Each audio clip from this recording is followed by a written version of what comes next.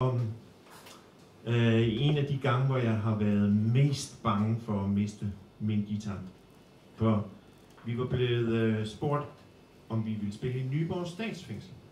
Og jeg plejer faktisk at sige, hvem har været i Nyborg Statsfængsel? Jeg har. Og vi tog dernede, og det skulle foregå op i biblioteket, som lå op allerøverst i den ene ende af blokken. Og det var også i den ende, man kom ind ned for neden, men elevatoren lå hen i den anden ende. Så vi skulle igennem den ene sluse, hvor de låste op og ind, og med en vogn med al vores udstyr på, sådan en trækvogn, og så låste de, og så låste op. Det var jo en sluse, ikke? Og 6 sluser, så var vi hen med elevatoren. Så op med elevatoren, og så tilbage igen. 6 sluser hen til biblioteket, og så kunne vi stille op, og det var fint. Af en eller anden grund var der ingen vinduer oppe i biblioteket der, men sådan var det. Det var vel for, at vi ikke skulle stikke af. Altså. Men anyways, vi stillede op, og det var sådan en specialafdeling, og de blev lukket ind med deres store tusser på armene, og så det første øjesyn sådan toffe ud og sådan noget. Vi begyndte at spille Kim Larsen og John Mogensen og noget Beatles, og det gik da meget godt, og stemningen blev sådan, afslappet, og det var da meget vigtigt, og bang, sagde det så. Så røg alle strømmen. Og vores instrumenter sagde jo ikke noget mere. Og trommeslageren, han sad bum, char, bum, char, bum. Og det var bælmørkt jo. Fuldstændig. Pitch black, som vi siger. Ingenting kunne man se. Så er det nu, gutter. Vi nakker instrumenterne og skrider, var der en af dem, der sagde.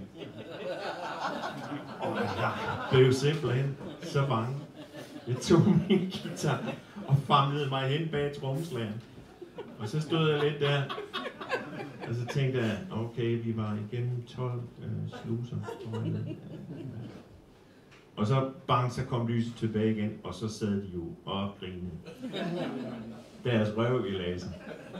Og du sad oppe bag ved trommeslageren? Jeg stod oppe bag ved trommeslageren og holdt en guitar sådan.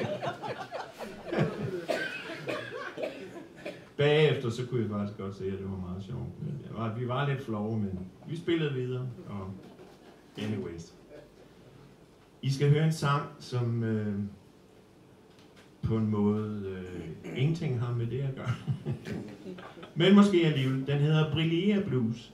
Og det er sådan, når man spiller guitar, så er der også et element af sådan, nu skal jeg fandme vise i det. Sådan lidt, jeg plejer at sige til mine guitarelever, der både det der med, at man kan jonglere ligesom hen i cirkus, og det kan være rigtig fedt og flot. Men der er også det der med, at man kan fortælle en historie, eller ligesom lægge noget følelse i det. Hvor mange af jer spiller guitar herinde? Ja, det er super. Det er super. Men for mange år siden, så skrev jeg så den her guitar, eller den her sang, som hedder Brillere Blues. Og hvad skal man sige om det? Der skal noget saft på, som vi siger, eller distortion, eller noget. Ja, kom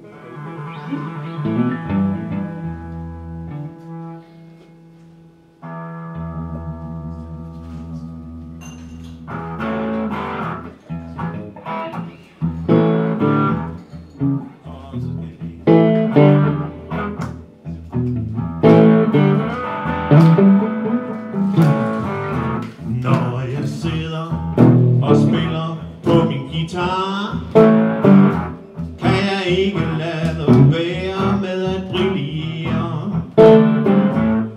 For der sidder jo altid et par stykker, som selv spiller, og min hånd de studerer.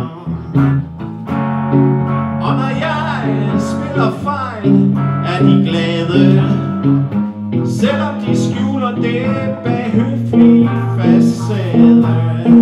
Men så spiller jeg da bare lidt hurtigt, haha.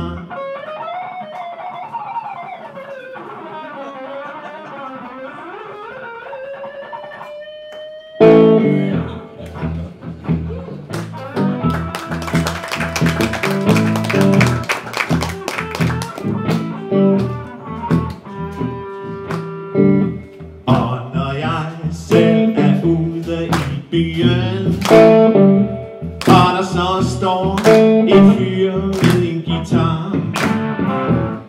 Så smiler jeg der venligt, og jeg nikker. Også selvom han skulle spille en bøffer. For det er meningsløs konkurrence. Alle andre har ikke en chance. For jeg spiller det bare alt for hurtigt, ja, ja.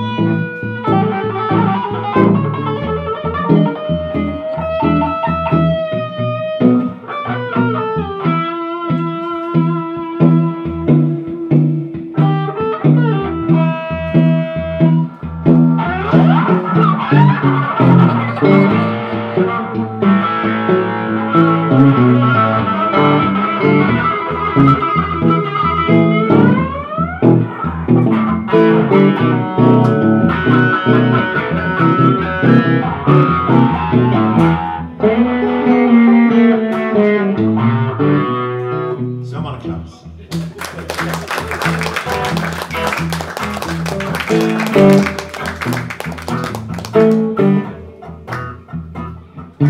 Og når jeg hører ham der, John McLaughlin, spille hurtigt som et maskingevær, er det kedeligt, det er da klart for en bær. Der er ingen følelse, det er kun guitarblær. Han kan spille lige så hurtigt han vil, men fortælle noget med det, og det skal der til. Men så fortæller jeg dig bare lidt bedre.